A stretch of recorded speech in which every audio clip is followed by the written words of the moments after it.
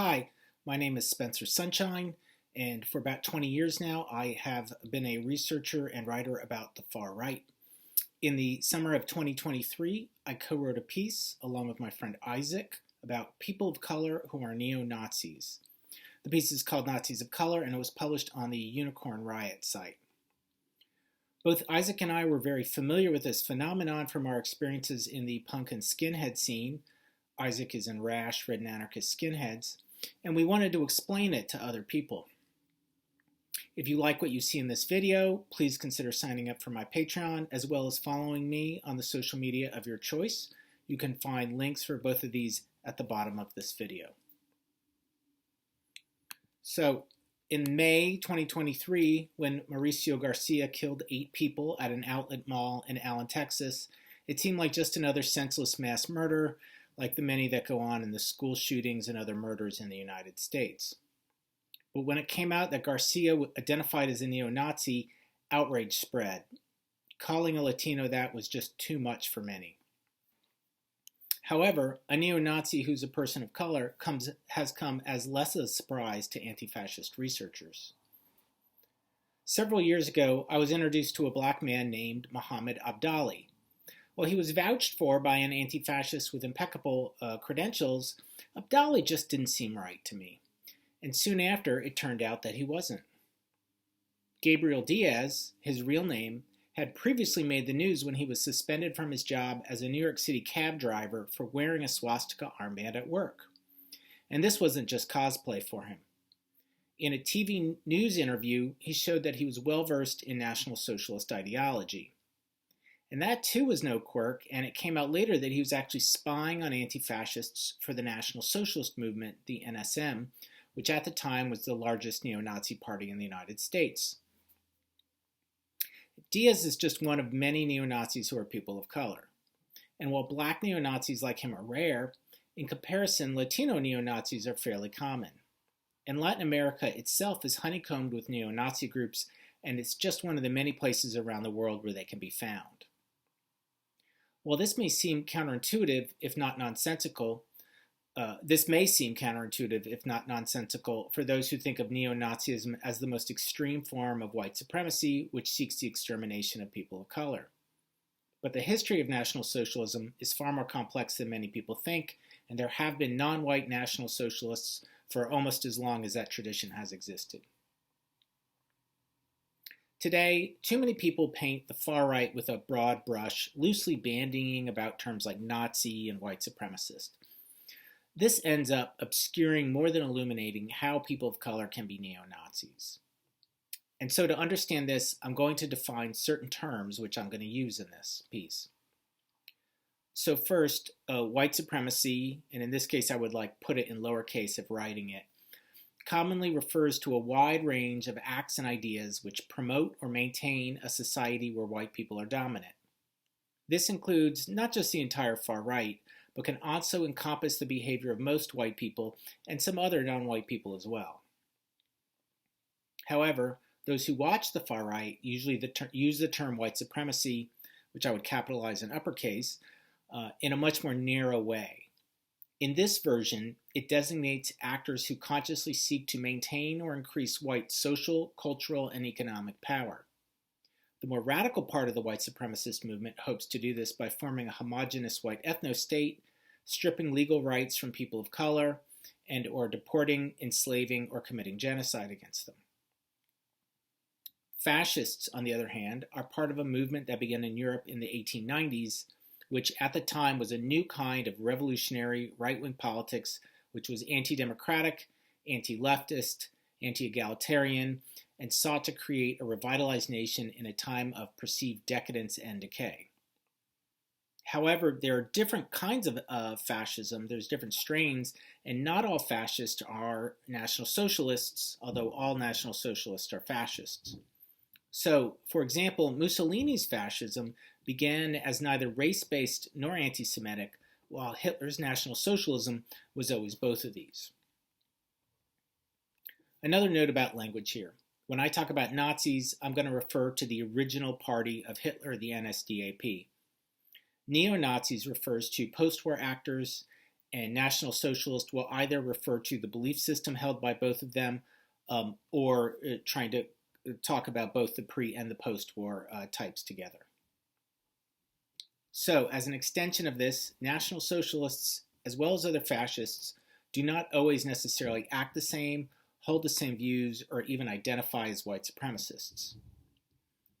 When this examination looks at National Socialists who are people of color, it will also exclude certain parts of the far right, even though these groups commonly get labeled white supremacists. Examples of the groups that will not be included are members of armed anti-federal government groups today, generally referred to as the militias, as well as the more moderate part of the alt-right, known as the alt-light, which allows in people of color. So a number of these kinds of activists, including those who are people of color, were involved in the January 6, 2021 takeover of the U.S. Capitol. And this includes Proud Boys leader Enrique Tarrio, Stop the Steal organizer Ali Alexander, and Stuart Rhodes, the founder of the Oath Keepers. None of these people work towards a conscious, explicit goal of white supremacy, even if their critics see them as supporting the lowercase form of white supremacy. Simply put, these groups are too politically moderate to qualify as ideological fascists or neo-Nazis. Likewise, National Socialists, as I said, will be referred to separately from other fascists, as there are ideological differences which become important, especially when looking specifically at the participation of people of color. Last, which white supremacists get called neo-Nazis, even by experts who pay attention to these kinds of political subtleties, is not as clear-cut as it might seem at first. Generally, we refer to, or it gets referred to, any white supremacist who incorporates Nazi or neo-Nazi references or images, such as Hitler or to the SS, or uses swastikas or black suns. If they're a white supremacist, they almost always get labeled a neo-Nazi. However, these white supremacists might have a different core ideology than National Socialism and just be using certain slogans or images. Similar to this, or as part of this, members of white supremacist prison gangs and racist skinheads are traditionally referred to as neo-Nazis, even though they may have little, fuzzy, or a different specific kind of ideology altogether. Most members, for example, of Nazi prison gangs are not even political beyond their tattoos. Therefore, this study will employ the same criteria used to label white neo-Nazis when looking at people of color. That is, either their own self-identification or adherence to a far-right politics that also uses National Socialist references and imagery. So there are different kinds of neo-Nazis of color. They take different approaches. The ones who identify as neo-Nazis take different approaches to this, and in turn they draw different reactions from their white counterparts. So first, some who live in the United States who are considered people of color may consider themselves to be white. This is very common with Latinos of European descent who would be considered white, or often are considered white, in Latin America. Other neo-Nazis of color know they are not white by U.S. racial conceptions, and they have different ways that they position themselves. In some cases, non-white neo-Nazis have internalized white supremacist ideas from the culture they grew up in to the extent that they actively wish to be white. In one extreme case, a black man scrubbed his skin in an attempt to make it white before he later joined a neo-Nazi group. In another example, and this is taken from the Allen, Texas shooter's online diary, Garcia described himself as, quote, going through my self-loathing phases. When a friend asked him, why do you hate Hispanics? Aren't you Hispanic? He replied, I just flat out hate myself. Additionally, there are those who have a mixed racial background with white relatives, and they may strongly identify with the white side of their family or feel confused about their identity and are eager to solidify it. So any of these different types may see themselves as neo-Nazis, but they need to get around the need to be considered white to participate in these politics in countries like the United States. And so in doing so, they might misrepresent themselves as white. But of course, this kind of a strategy for them is predicated on not being found out. Scott Ernest was a member of the white supremacist movement for over a decade. And for 3 years of that, he was a moderator on the popular white supremacist website and discussion board Stormfront. He told me that it's common for white supremacists to tolerate people who look, identify as, and act white, and then this kind of a definition greases the wheels for people of color who are neo-Nazis.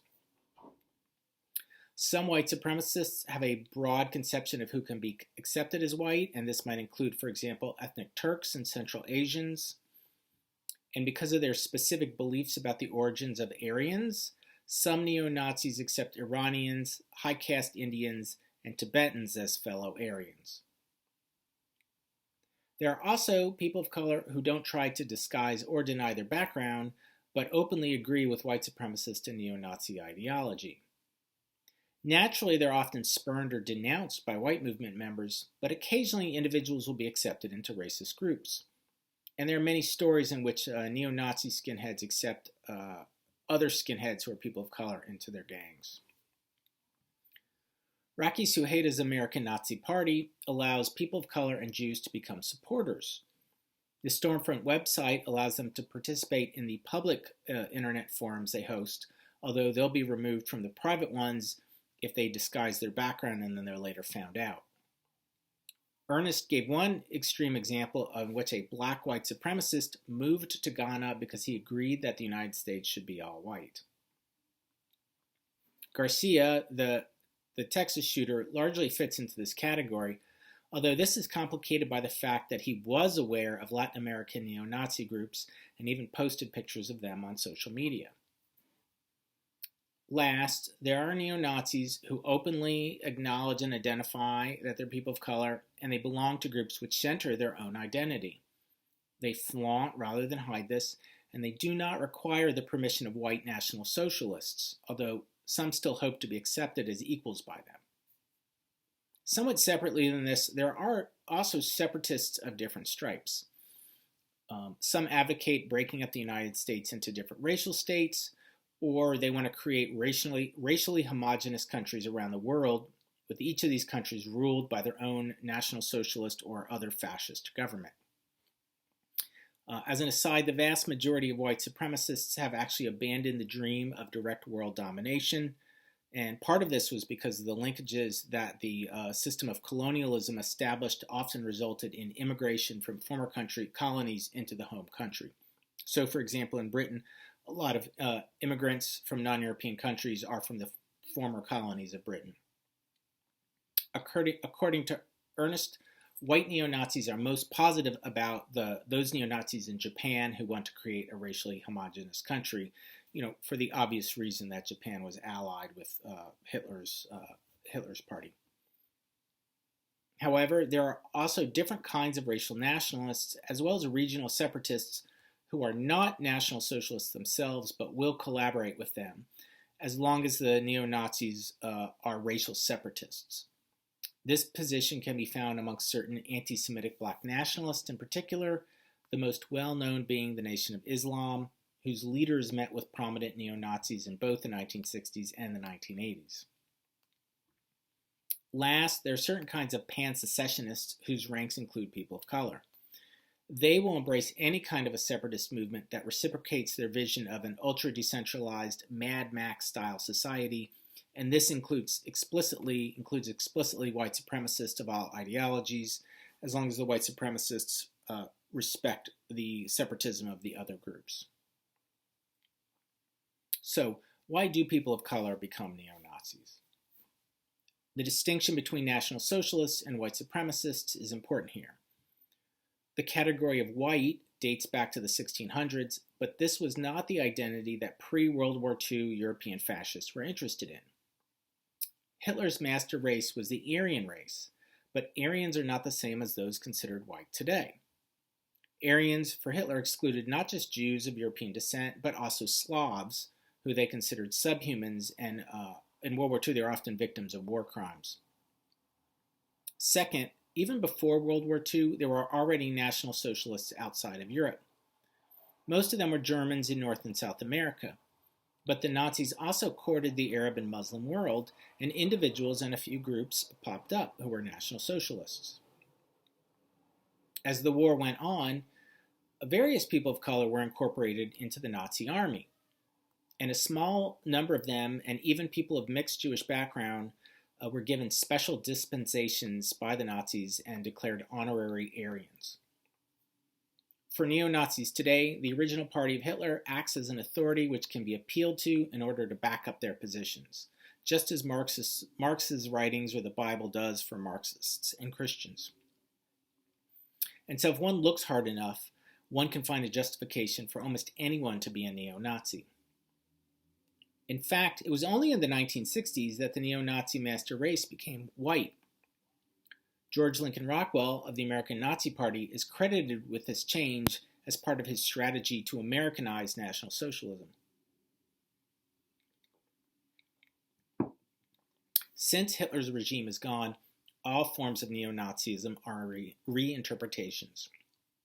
If Americans could change his master race to include the Slavic subhumans, what closes off other racial reinterpretations? Any race could now become the master race. And so it boils down to this. National Socialism is something that can be applied to any local reality. So National Socialism in Latin America is where it's more popular than in other continents except the Europe and North America, is more complicated than in the United States and elsewhere for several reasons. The most obvious is that the region has been dominated for many years by various authoritarian governments and movements which legitimately can be called fascist.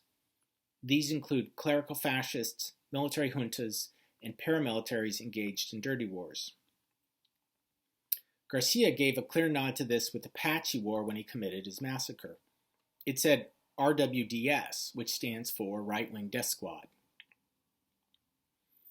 In Brazil in the 1930s, a special variant of fascism called integralism arose, even though it was not racially based. But the line between even a non-racial fascism and National Socialism is thin, and this distinction wouldn't be recognized in the United States.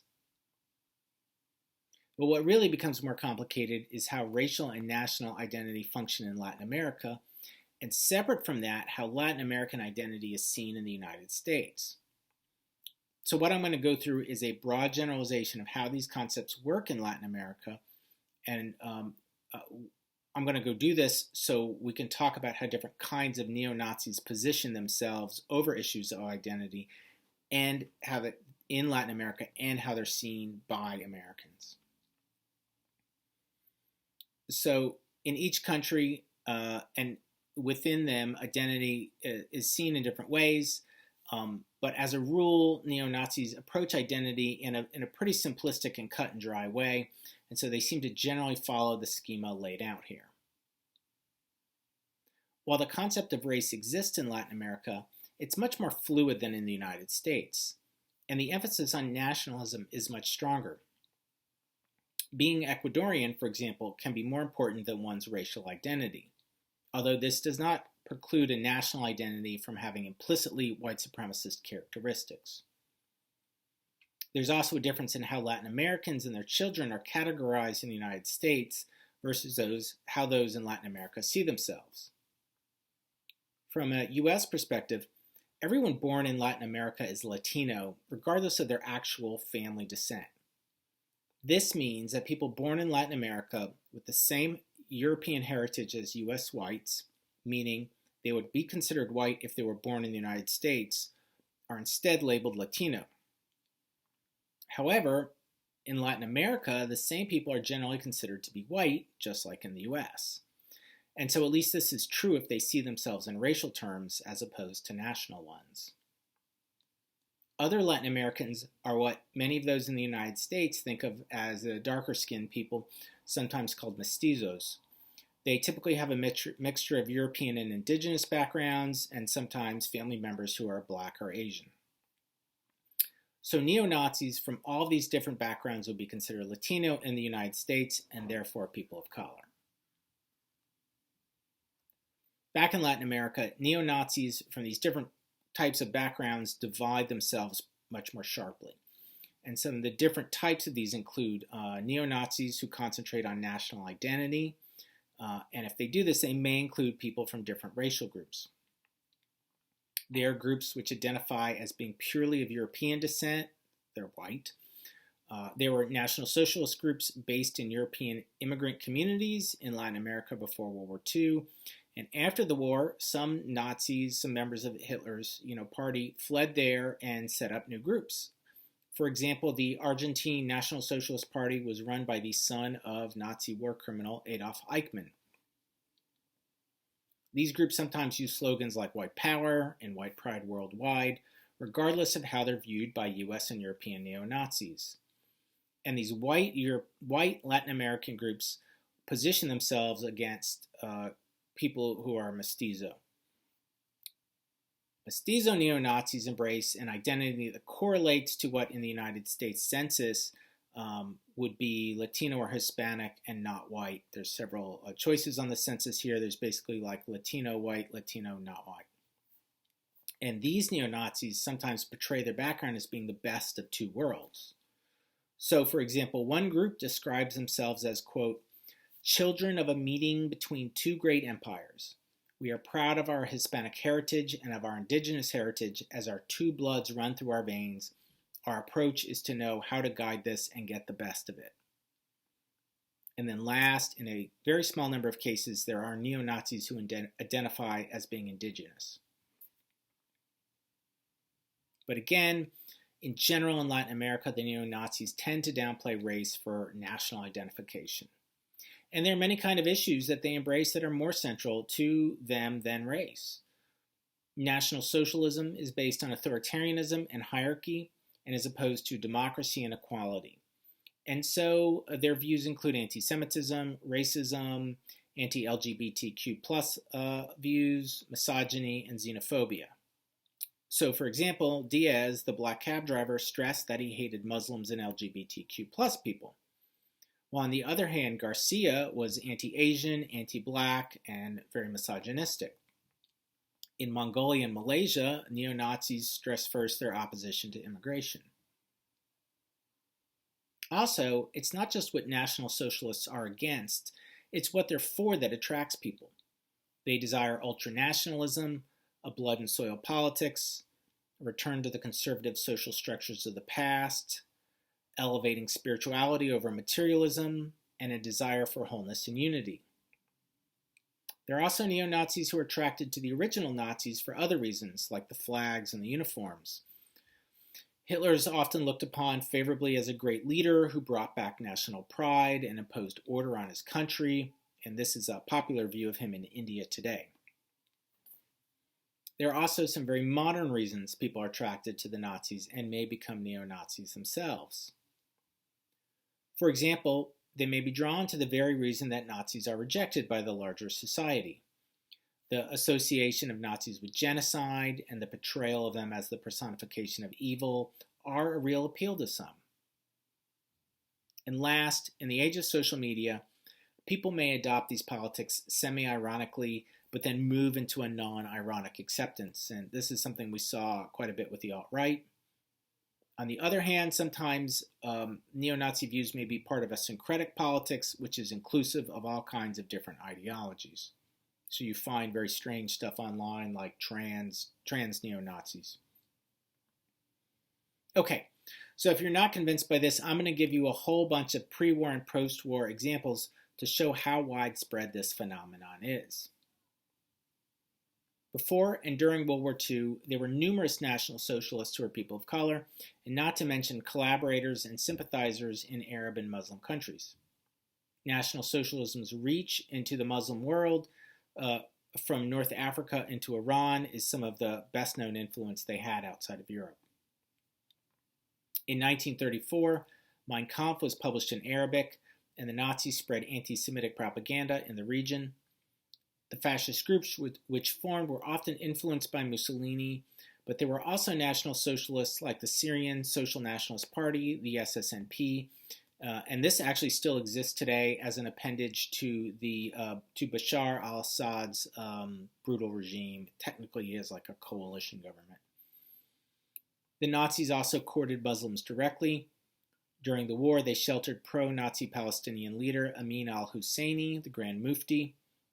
In turn, he helped recruit Bosnian Muslims to the SS, and the Nazis also published an Arabic-language newspaper, Barid al-Sharq.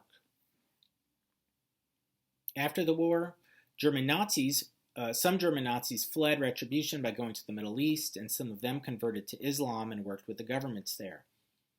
In Egypt, they promoted anti-Semitism as part of the government's propaganda apparatus, and this is one reason why Nasser's propaganda against Israel relied so heavily on traditional anti-Semitic imagery. In Syria, one of them helped set up the regime's torture system, and actually at the end of his life was imprisoned in the same, horrific system that he helped design.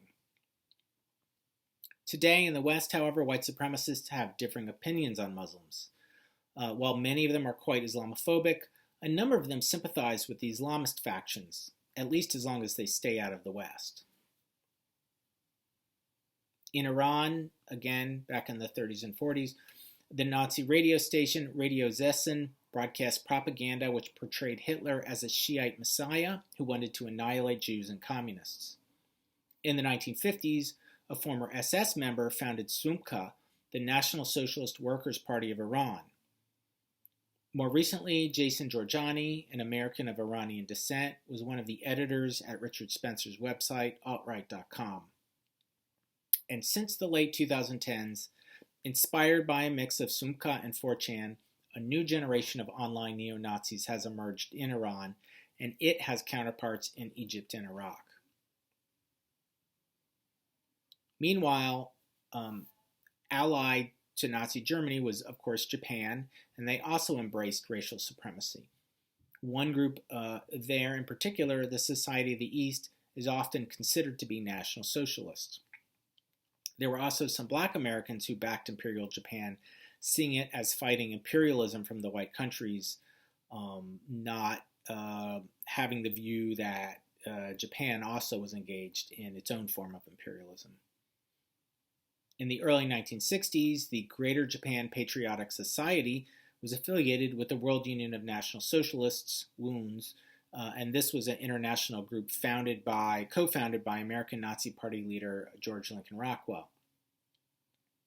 In the 1980s, the National Socialist Japanese Workers' Party was founded, and also at the same time and since then has been a thriving Nazi skinhead scene in that country. Before and during World War II, there was widespread support for the Nazis in India, which at the time was still a British colony. But this wasn't just a case of my enemy is my friend. Some Indians actively embraced a mix of Hinduvada, Hindu nationalism, and National Socialism, and some high caste Indians saw themselves as Aryans as well, although Hitler did not accept this idea. While the swastika was a common symbol, some even saw Hitler as a divine being. Savitri Devi, a white woman who was living in India at the time, took these ideas that were already floating around about Hitler's divinity, and she developed them in post-war books like The Lightning and the Sun. Her ideas spread throughout the Western neo-Nazi circles, and they remain popular today. In the post-war period in the United States, those who've spent time in and around the white supremacist movement have stories about neo-Nazis who are people of color. How common they are is difficult to judge. Ernest said in his 3 years as a Stormfront moderator, he encountered between 20 and 40 of them who were white supremacists, and this included neo-Nazis. And he said during the whole time he was in the movement, he met hundreds of people like this, although almost entirely online. The co-author of this piece, Isaac, thinks that there are probably several dozen Latino neo-Nazi skinheads in the United States. Chad, a former member of the violent Nazi skinhead group, the Hammerskins, told me that he ran into about a dozen neo-Nazis who were people of color during his 15 years in the racist movement. Chad said they were mostly skinheads, but some were also bikers or members of the Nazi lowriders prison gang. There are also numerous high-profile black people on the far right. The most well-known black Nazi sympathizer and collaborator is Kanye West, now known as Ye. In 2022, he said, "I'm a Nazi," he praised Hitler, and he worked with the white supremacist Nick Fuentes, who himself is Latino. In one of the strangest pre-war instances in the United States, Lawrence Dennis, probably the most prominent fascist intellectual in the country, passed as being white, although he was really black. And just as with Dennis, among black neo-Nazis today, their own racial self-identification is undoubtedly complicated, as is the justification for their politics. Diaz, the black cabbie, addressed this partly during his TV interview.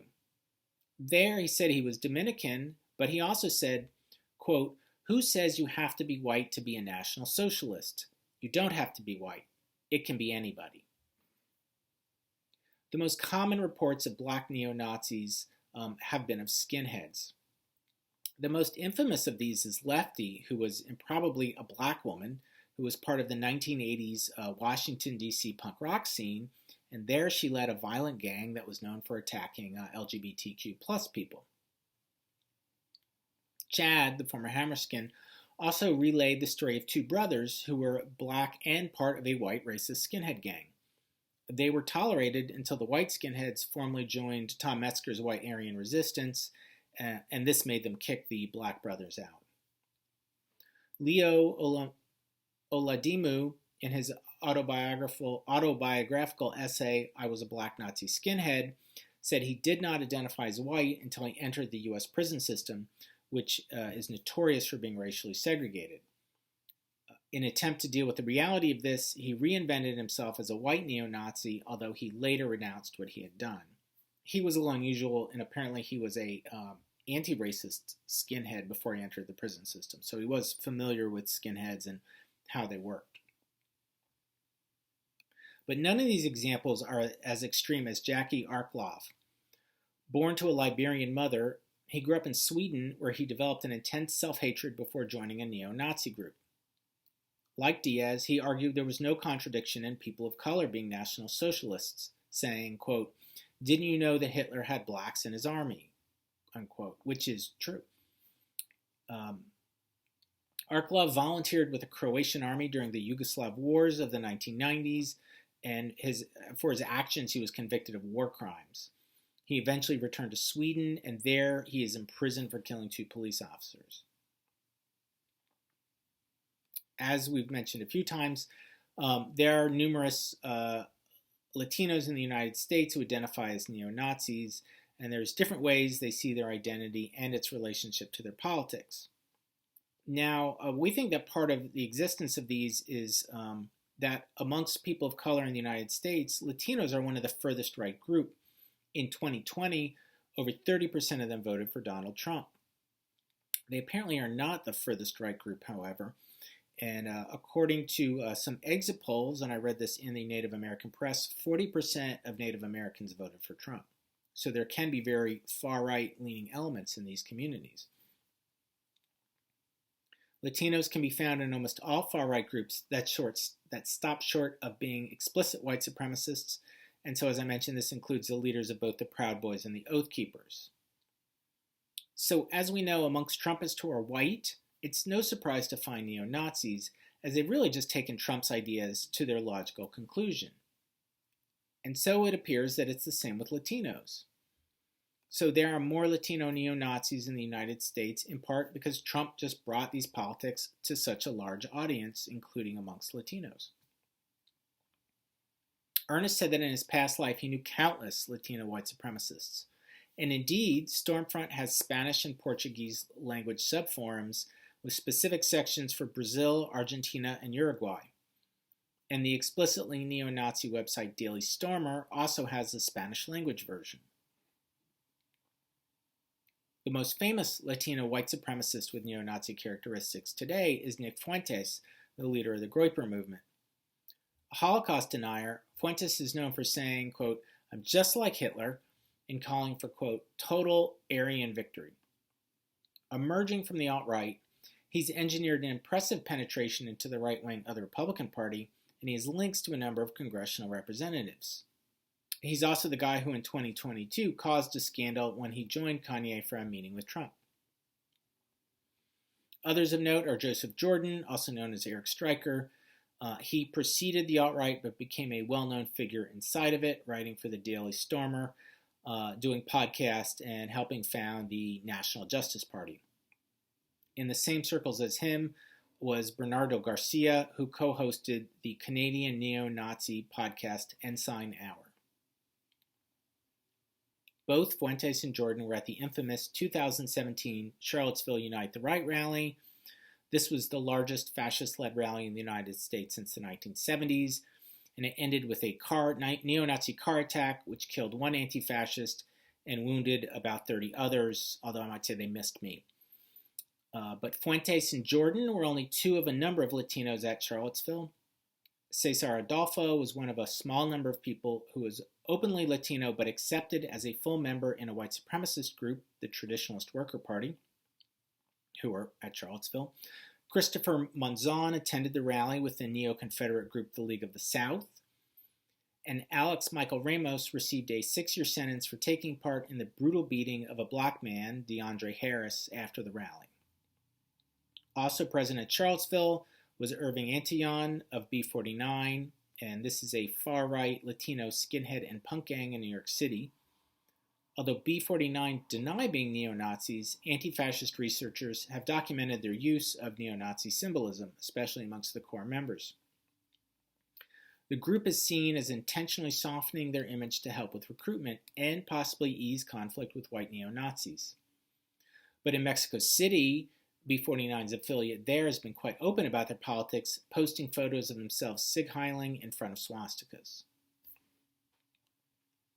In addition to the aforementioned Japanese groups, there are documented neo-Nazis in several Asian and Pacific Island countries. In Mongolia, the best-known group is the White Swastika, who, instead of anti-Semitism, focus their bigotry against Chinese people. Malaysia also has a notorious Nazi skinhead scene, and they promote what they call Muley power, while also focusing on opposing immigration. Taiwan is home to the National Socialism Association, and while this group claims not to be neo-Nazi, in addition to their name and their symbol, they praise Hitler. And in Australia, one of the most famous white supremacists, Jack von Tengeren, was convicted of firebombing Asian-owned stores, despite his own father being part Javanese. In Canada, Lindsay Suvanarith, whose father is Laotian, was arrested in 2015 for planning a mass shooting. In prison, she's corresponded with neo-Nazi James Mason, the author of the terrorist manual Siege. She was active in neo-Nazi online circles before her arrest and had been in an online relationship with Alexander Slavros. Slavros founded the website Iron March, which was the incubator of several contemporary neo-Nazi groups which promote terrorism. And this has included the notorious Atomwaffen division, who've been connected to multiple murders. Now, Slavros himself is from an Uzbeki background, and therefore he wouldn't be considered white by many white supremacists. There's also connected to this a rare case involving an indigenous person who was a participant in the Iron March Forum, and he went by the name the One Good Injun.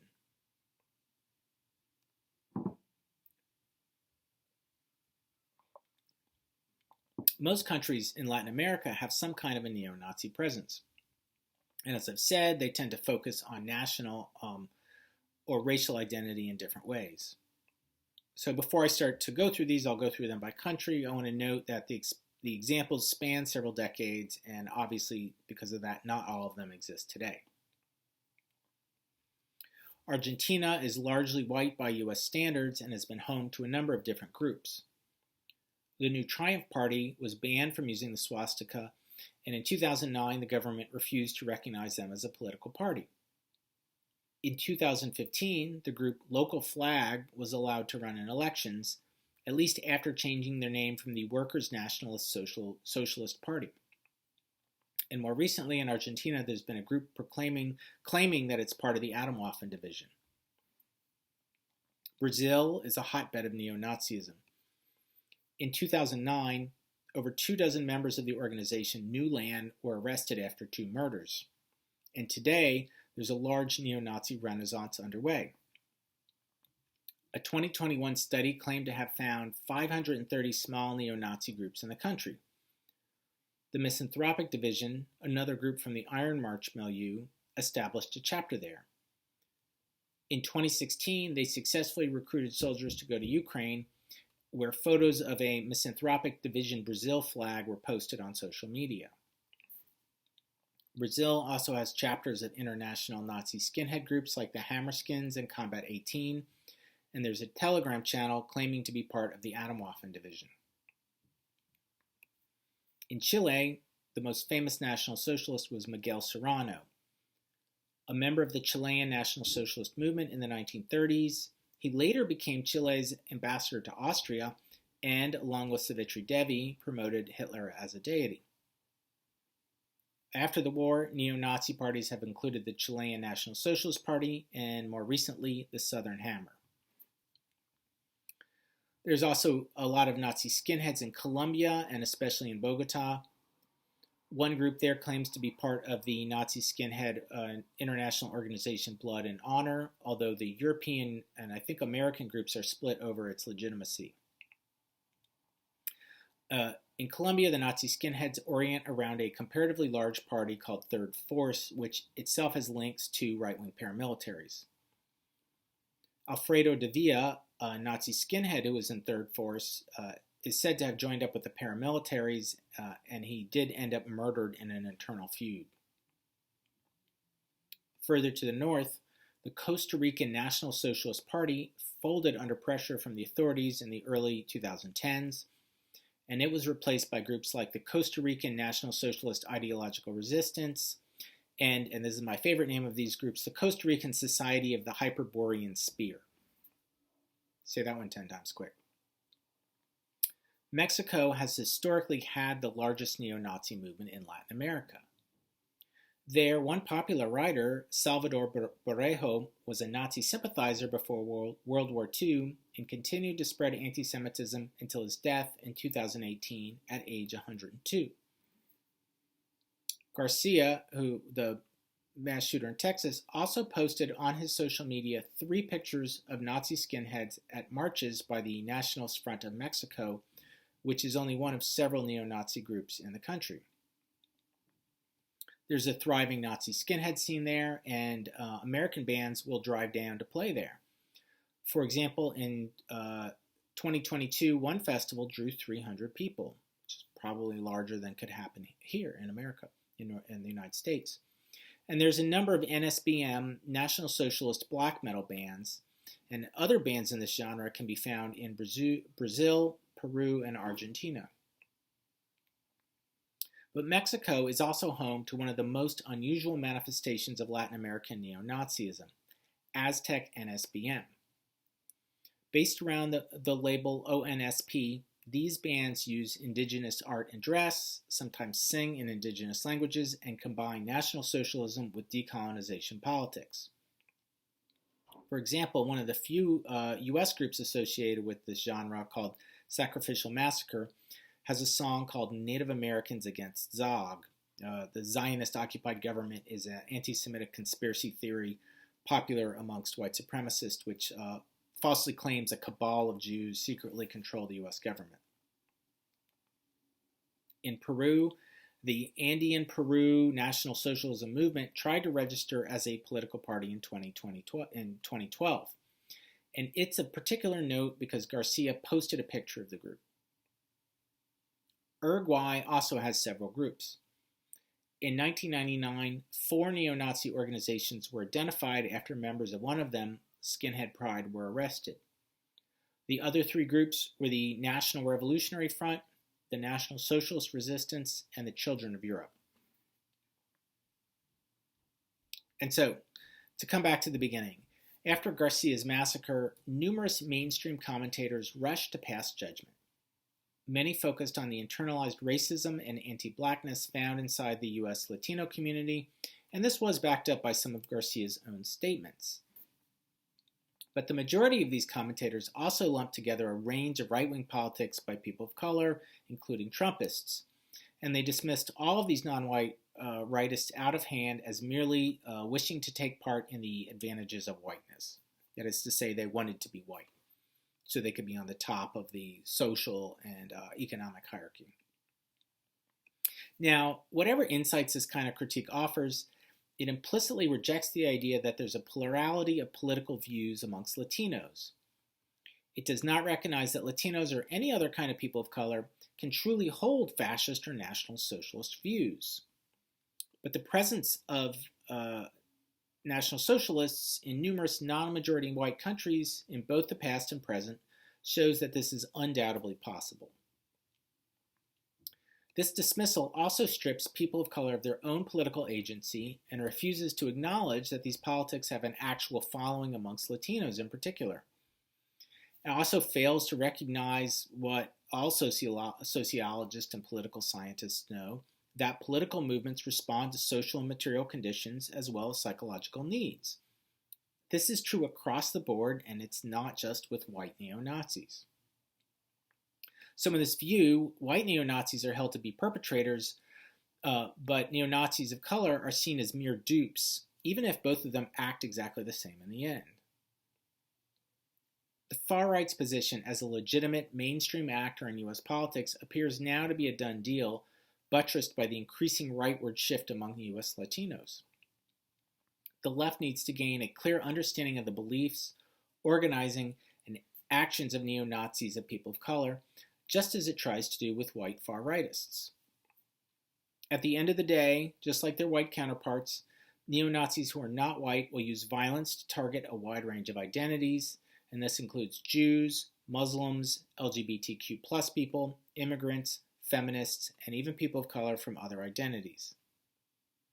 Advocates of oppression can be found among all groups, and a multiracial neo-Nazism already exists today, whether we can get our mind around this or not.